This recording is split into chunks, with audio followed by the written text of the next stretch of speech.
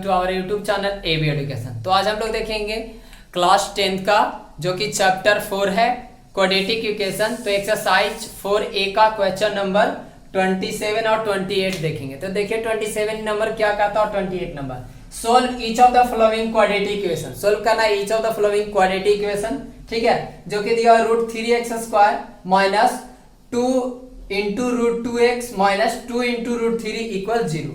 28 number में क्या बोल रहा है, x² minus 3 into √5x plus 10 equal 0। ये क्वेश्चंस बोर्ड में पूछे गए हैं सीबीएसई 2011 में और अभी भी राइट नाउ पूछे गए होंगे 19 में भी, ठीक है। तो ये बहुत ज्यादा इंपॉर्टेंट है और भी देखने में भी रूट है, तो आपको रूट से तो लगता है बहुत सारा क्लास 10 का स्टूडेंट क्योंकि रूट आ गया तो हमसे नहीं सोल्व होगा। लेकिन अगर आपके पास अगर वेटर कॉन्सेप्ट मिल जाए तो आप कह सकते हो, ऑब्वियसली कह सकते हो, हमें बना सकते हैं ये रूट वाला क्वेश्चन। बहुत ही आसान होता है क्वाड्रेटिक इक्वेशन रूट वाला, और सबसे आसान रूट ही वाला होता है अगर आप सही से कॉन्सेप्ट को अगर गेन कर जाओ तो। अगर आप सही से नहीं गेन करते हो तो फिर क्या लगता है कि बहुत ज्यादा टफ है, लेकिन ऐसा होता नहीं है। चलिए मैं इसे देखिए बहुत ही आसान बनाता हूं, ठीक है। तो नाउ स्टार्ट करते हैं क्वेश्चन नंबर 27, ठीक है। फर्स्ट ऑफ ऑल 27 हम लोग देखेंगे। तो 27 नंबर क्या दिया हुआ, 27 √3x² minus 2 into √2x minus 2 into √3 equal 0। ये हमारा क्वेश्चन दिया हुआ, बहुत ही आसान है। हमें रूल क्या याद रखना, सबसे पहले मिडिल स्प्लिटिंग टर्म हमें यहां पर करना होगा, मिडिल स्प्लिटिंग टर्म। तो मिडिल स्प्लिटिंग टर्म का रूल्स याद होना चाहिए। हमें क्या करना रहता है मिडिल स्प्लिटिंग में, फर्स्ट टर्म और लास्ट टर्म को मल्टीप्लाई किया जाता है। फर्स्ट टर्म और लास्ट टर्म को मल्टीप्लाई करेंगे और जो उससे प्रोडक्ट गेन होगा उसको हम प्राइम फैक्टर निकालेंगे, ठीक है। प्राइम फैक्टर निकालने के बाद दोस्तों आप उसको कुछ इस तरीके से अरेंज करना है ताकि जो बीच वाला टर्म प्लस और माइनस करने पर हमें गेन हो जाए। तो वही करेंगे। दिया हुआ क्या, फर्स्ट टर्म √3x² दिया हुआ जो कि मल्टीप्लाई होगा माइनस 2 इंटू √3 से मल्टीप्लाई होगा। देखिए यहाँ पर रूट, ये तो आपका √3 इंटू √3 और ये -2 है तो -2 हो जाएगा।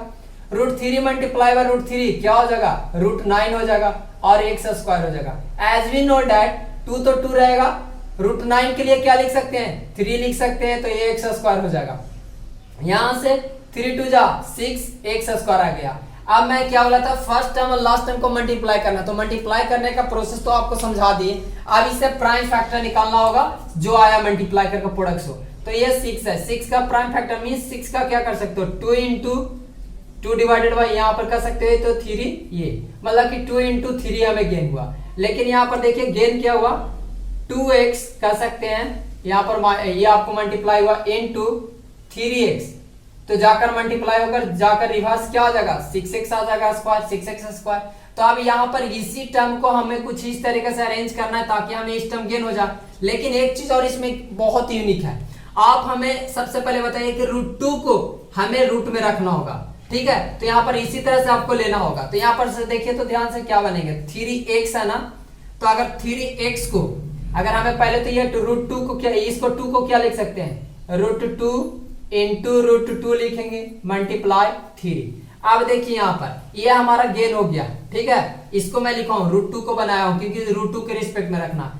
अब यहां से अगर मैं अरेंज करना इतना लाना हमें, तो अगर मैं बोलूं कि 3 इंटू √2 रहने दे, अगर 3 इंटू √2x में से अगर मैं सिर्फ √2 को सब्ट्रैक्ट कर देता हूं तो हमें गेन हो जाएगा ना। देखिए इस तरह से हमें गेन हो जाएगा ना, ये वाला वापस से गेन हो जाएगा। क्या गेन हो जाएगा, 2 इंटू √2x, ये गेन हो जाएगा। देखिए ध्यान से ये गेन हो जाएगा हमें। अगर यहाँ पर सब्ट्रैक्ट करेंगे तो देखिए तो पता होगा 3 में से अगर 1 जाएगा तो 2 बचेगा और √2 तो √2 ही रहता है।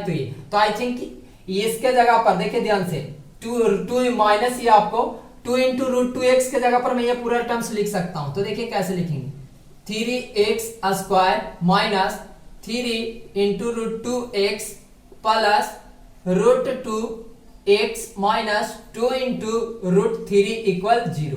अब तो यहां तक तो हमें बहुत अच्छे से समझ में आ गया कि क्या करना था, ठीक है। यहां तक तो हमें अच्छे से समझ में आया कि कैसे कैसे कर कर बीच वाला टर्म हमें गेन किया जाता, प्रोडक्ट वाला मिडिल स्प्लिटिंग टर्म को रूल को पार कर चुके हैं। अब देखिए उसके बाद करना क्या होगा, सबसे पहले आप कॉमन लेने वाला सबसे बड़ा समस्या कि कॉमन कैसे ले रूट वाला को, तो बहुत ही आसान होता है।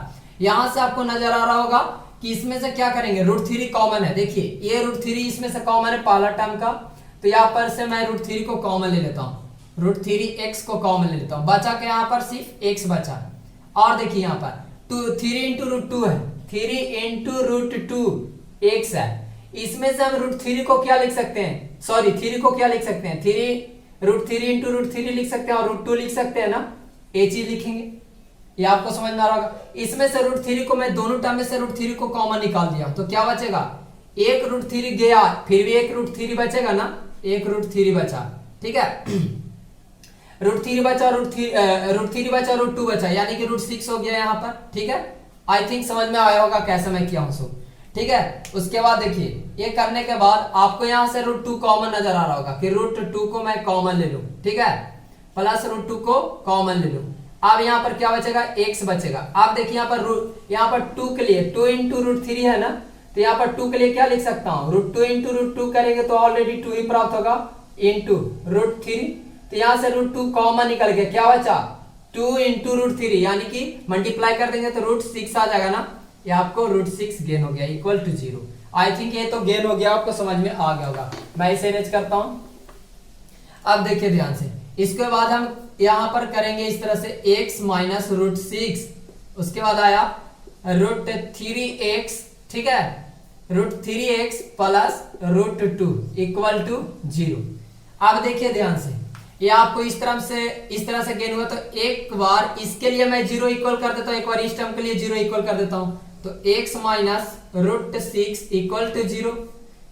इसके बाद three x plus root two equal to zero, तो एक बार इस टर्म के लिए जीरो, एक बार इस टर्म के लिए जीरो, तो यहां से आया x equal to plus root six, यहां से पहला राउंड कंप्लीट हो गया, यहां से root three x equal to plus में तो हो जाएगा माइनस रूट टू, यहां से x इक्वल टू क्या हो जाएगा, minus root two divided by three, ये था मल्टीप्लाई में, तो आपको आ गया डिवाइड में, तो ये आपका यहां से कंप्लीट हो गया, ठीक है। 27 आपका कंप्लीट हो गया। आई थिंक ये समझ में आया होगा, ठीक है। अब देखिए दोस्तों आगे की ओर 28 के लिए चलता हूं, तो क्वेश्चन नंबर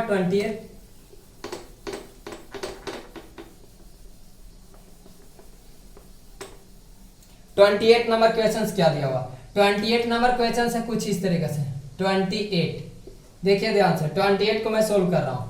28 में दिया हुआ x square minus three into root five x plus 10 equal to zero.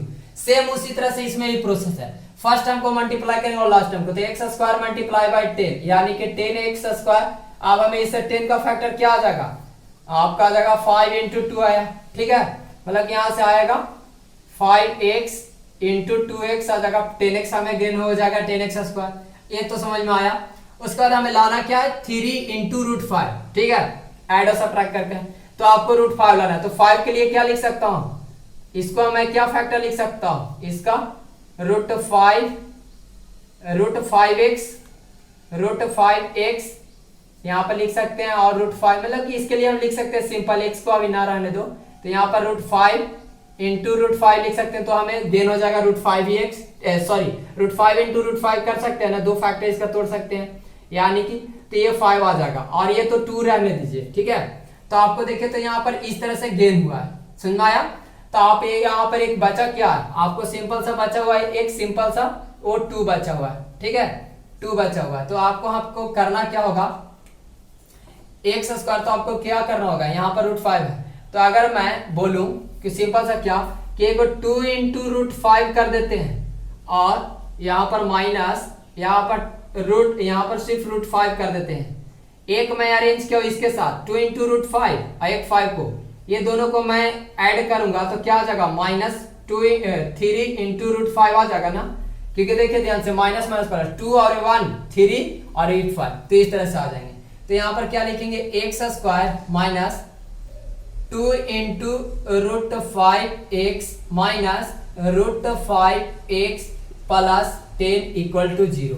I think ये समझ में आ रहा होगा, ठीक है। ये इस तरह से गेन हुआ, आप देखिए ध्यान से, इस तरह से जब गेन हुआ तो डेफिनेटली हम क्या बोल सकते हैं कि यहाँ पर जो x यहाँ से कॉमन आ जाएगा, x कॉमन x बचा, यहाँ पर क्या बचा है, यहाँ पे आप देखिए यहाँ पर 2 इंटू रूट 5 बचा हुआ, 2 इंटू रूट 5 दिया हुआ है, इसमें से हम क्या कॉमन लिए, यहाँ तो सेम उतर जाएगा क्योंकि एक सिर्फ कॉमन था इसमें।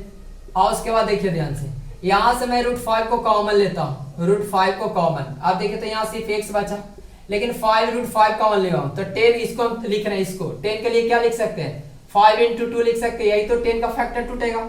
तो देखिए तो इसमें से √5, 5 के लिए क्या लिख सकते हैं, √5 × √5 लिख सकते हैं, इंटू 2 रहने दो। तो इसमें से √5 को मैं कॉमन निकाल दिया, क्या बचा, 2 × √5 बचा। तो लिखेंगे 2 × √5 इक्वल टू 0। आई थिंक समझ में आ गया हो क्या मैं क्या हूं। ठीक है, अब देखिए मैं लिख रहा हूं x - 2 × √5।